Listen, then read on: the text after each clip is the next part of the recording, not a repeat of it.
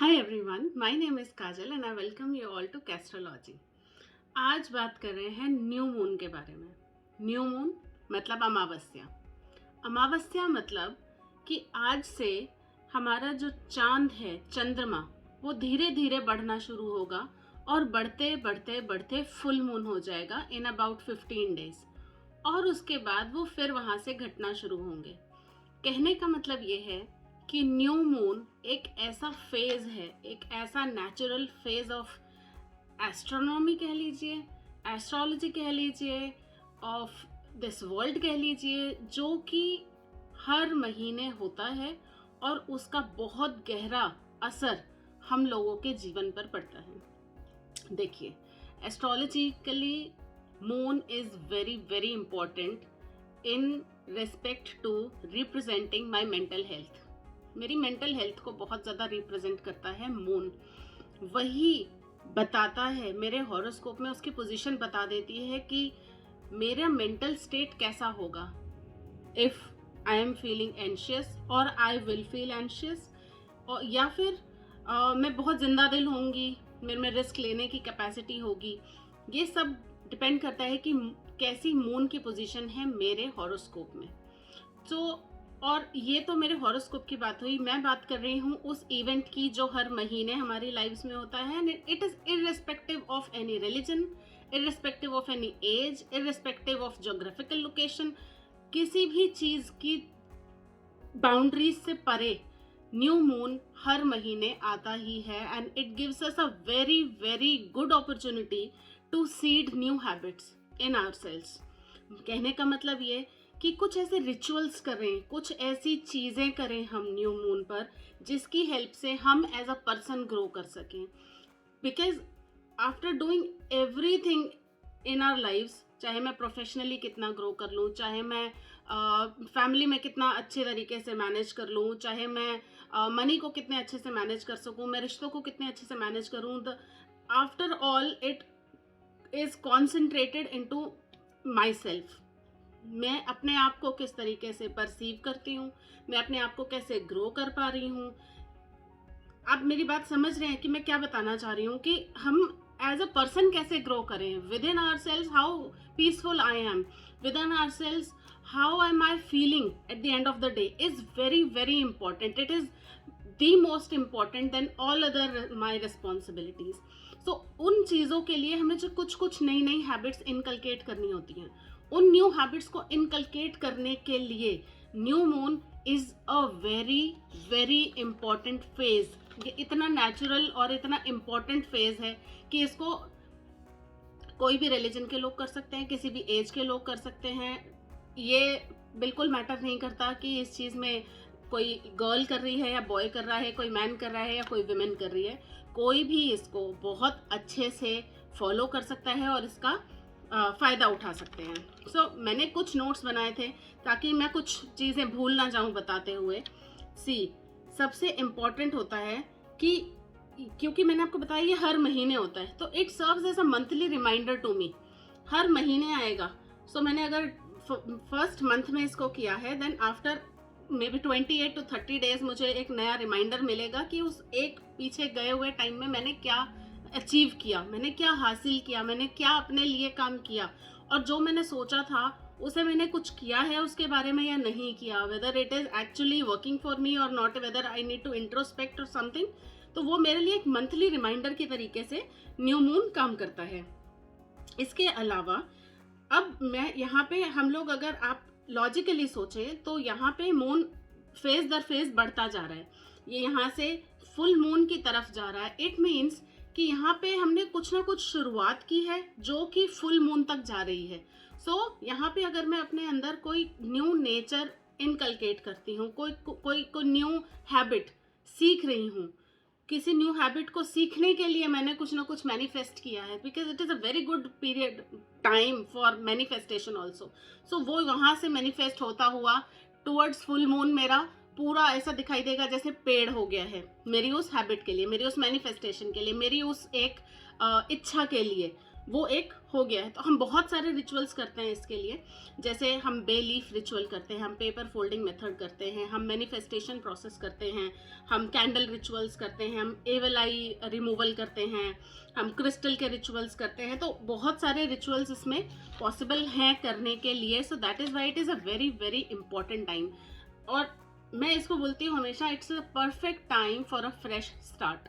New moon is a perfect time for a fresh start, क्योंकि यहाँ पे reflection के लिए परफेक्ट है, आपके इंट्रोस्पेक्शन के लिए परफेक्ट है, आपके इंटेंशन सेटिंग के लिए परफेक्ट है, आपके जर्नल आप स्टार्ट करना चाहते हैं लिखना, जर्नल स्टार्ट करने के लिए परफेक्ट है।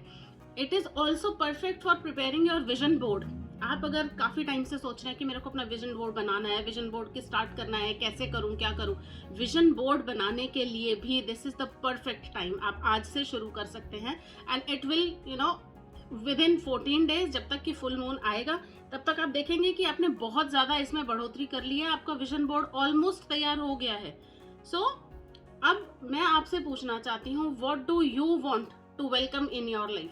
व्हाट डू यू वांट कि आपकी ज़िंदगी में ये नई हैबिट इनकलकेट हो जाए? आप ऐसा क्या मैनिफेस्ट करना चाहते हैं जो आप चाहते हैं कि बहुत जल्दी, मतलब बहुत ही जल्दी, मैं कितना जल्दी मैं आपको बताऊं, अगर आप खुद इसे एक्सपीरियंस करेंगे तो मुझे ज़्यादा अच्छा लगेगा। आप क्या मैनिफेस्ट करना चाहते हैं? तो उससे रिलेटेड मैं एक रिचुअल आपको बताऊंगी आज, जिसे आप कल के दिन 27 अगस्त को फॉलो कर सकते हैं। रात को 10 o'clock के बाद आप कभी भी 12 o'clock तक इसको फॉलो कर सकते हैं। And this paper folding method जो मैं बता रही हूँ, paper folding method is very easy. It can be done by anyone.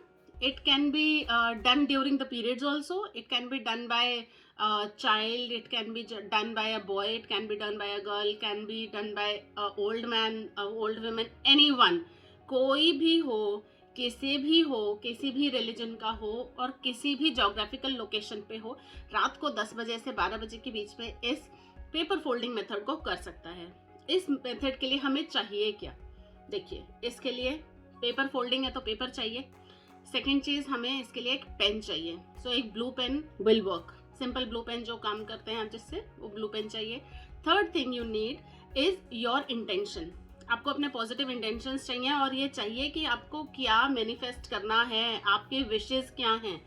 तो एट मैक्स मैं बोलूँगी 5 विशेस आप अपने पास रखिए। उसके अलावा आपको चाहिए एक प्लेट और एक कैंडल जली हुई होनी चाहिए।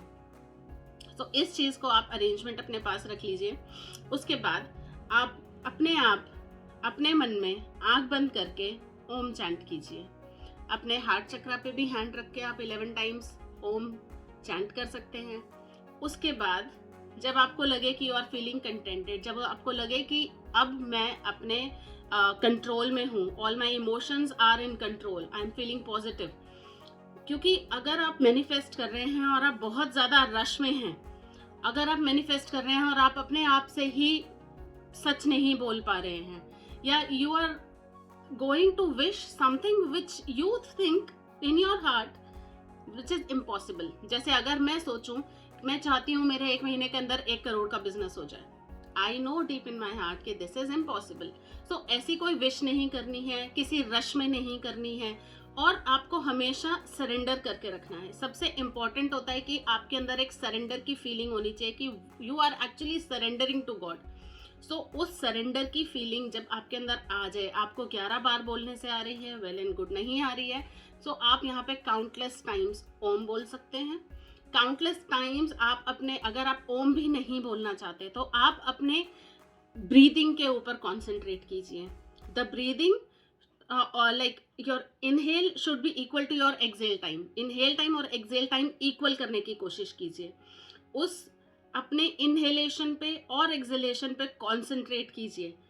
वहाँ पे जब भी आप concentrate करने की कोशिश करेंगे, because it is said कि हमारी जो breathe है, हमारी जो सांस है, वो हमारे दिल को कंट्रोल करती है। जैसे घोड़े के ऊपर लगाम होती है ना, वैसे ही दिल के ऊपर जो लगाम है वो सांस है।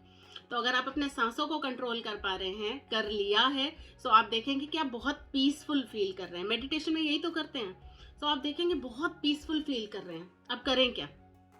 आपने अपने ऊपर बहुत ज़्यादा काबू पा लिया, आपने अपने आप को शांत कर लिया, आपने समझ लिया कि जो आपने सोचा था वो अब आपको बहुत क्लियर है कि मेरे को क्या मैनिफेस्ट करना है। आप अपना पेपर लीजिए, वो सिंपल प्लेन पेपर होना चाहिए, लाइंस हो नहीं हो कोई फ़र्क नहीं पड़ता, it should be a simple plain paper, blank paper. उसके ऊपर आप सबसे पहले अपने यूनिवर्स को थैंक यू कीजिए, क्योंकि universe is the ultimate power, it is the most highest power जो हम सबके सर पे है, चाहे हम माने या ना माने। ये it is actually equivalent to law of gravity. आपको दिखे ना दिखे, आप माने ना माने, लॉ ऑफ ग्रेविटी काम करता है, वैसे ही यूनिवर्स हमारे लिए काम करता है। उस इसे आप लॉ ऑफ अट्रैक्शन से भी जोड़ के देख सकते हैं। तो आपने वो विशेज़ के लिए जो लेटर लिखना शुरू किया, उसके लिए आपने सबसे पहले यूनिवर्स को थैंक यू लिखा। एक तरीके से आप हैप्पी लेटर लिख रहे हैं यूनिवर्स को, आप लिखेंगे थैंक यू यूनिवर्स। उसके बाद ताकि आप एटलीस्ट वो किसी को नेम कर पाएँ कि आपने ये लेटर किसको लिखा है, that is why you are writing thank you universe. Next आप अपनी विश लिखिए। विश कैसे लिखनी है?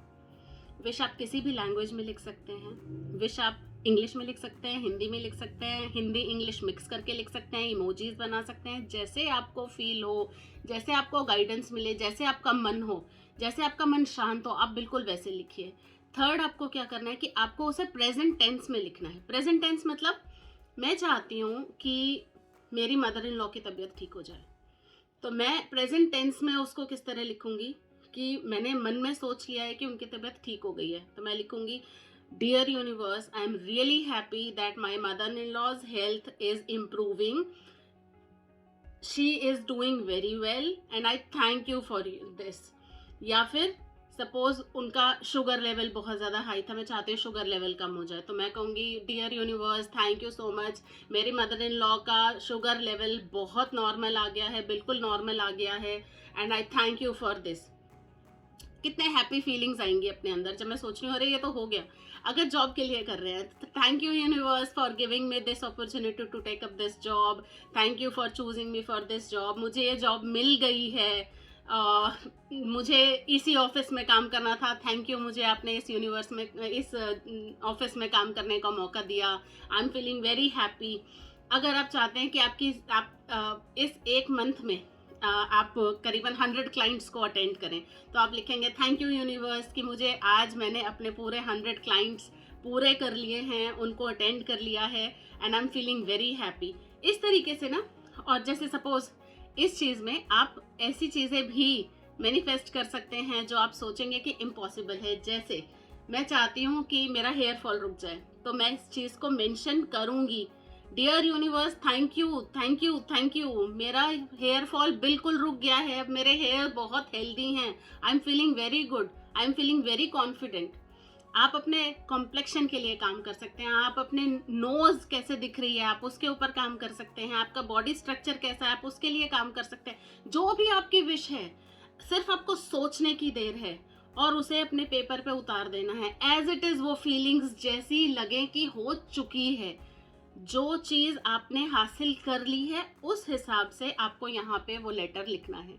लेटर लिखने के बाद जब आप वो लेटर लिख लें, जब आप उस लेटर को लास्ट में आप उसके साथ लिखें thank you universe, thank you for providing me such opportunities, कि आपने मेरी सारी विशेज़ को पूरा कर दिया।